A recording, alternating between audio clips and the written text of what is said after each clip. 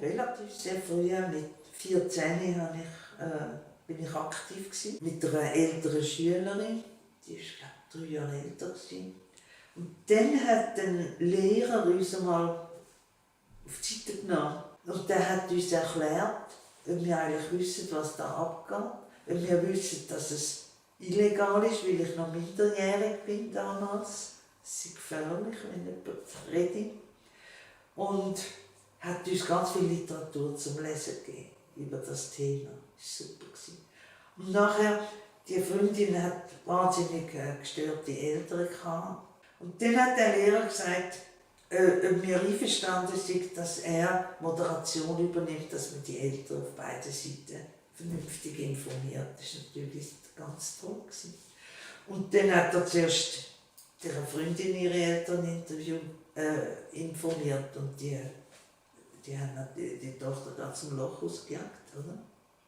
Und die hat dann nachher bei uns gewohnt, weil meine Eltern sind sehr liberal gewesen, was mir natürlich recht war.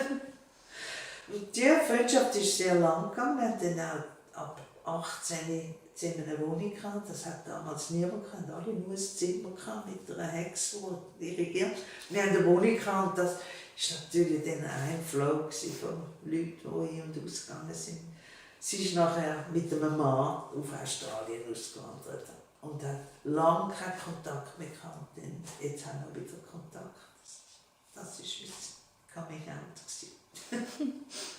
Die dann ausgewandert ist, bin ich auf Amerika in ein Praktikum als Psychologin in einer psychiatrischen Klinik und habe dort meine zweite wichtige Freundin kennengelernt. Eine Amerikanerin.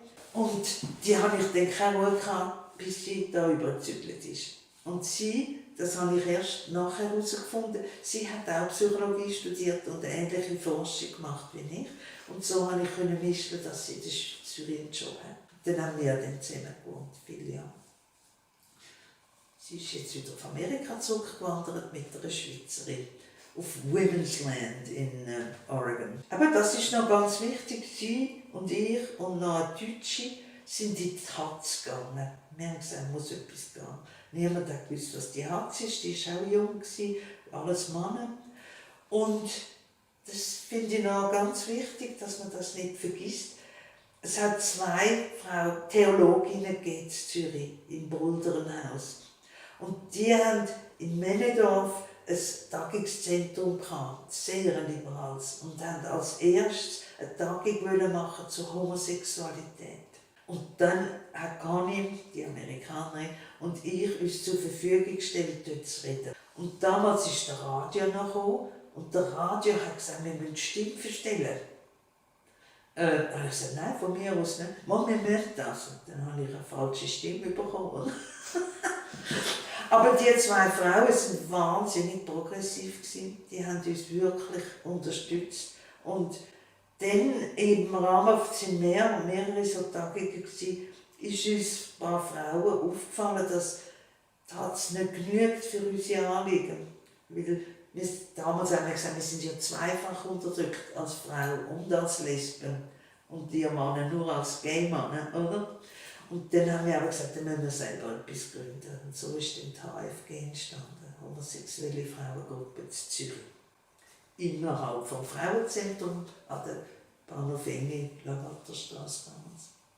Und dann haben wir uns an Deutschland orientiert, haben wir mal von Schwarzer eingeladen und alle Radikalen, um uns ein bisschen Pfupf zu geben. Dann haben wir sofort unsere eigene Zeitung gemacht. Ursprünglich hat sie Lesbenfront geheißen. Die ist extrem gut angekommen, auch in der Akademie.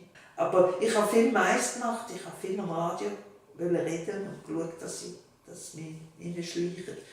Und irgendwann haben sie mal die Stimme nicht mehr verstellt, aber es ist lang gegangen. Und dann hat meine Mutter angerufen und gesagt, du, ich habe dich am Radio gehört. Dann sage ich, ah ja, zu welchem Thema? Und dann hat sie es sagen, oder? Sie war nicht mehr drin von dem. Und dann hat sie 500 Stutz unseren Kästchen überwiesen. Also sie hat uns stillschweigend fast unterstützt. Das war toll.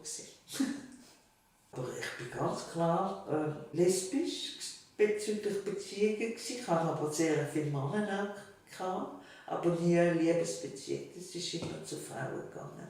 Und nicht viel. 3 Mal würde ich sagen. Wirklich leidend.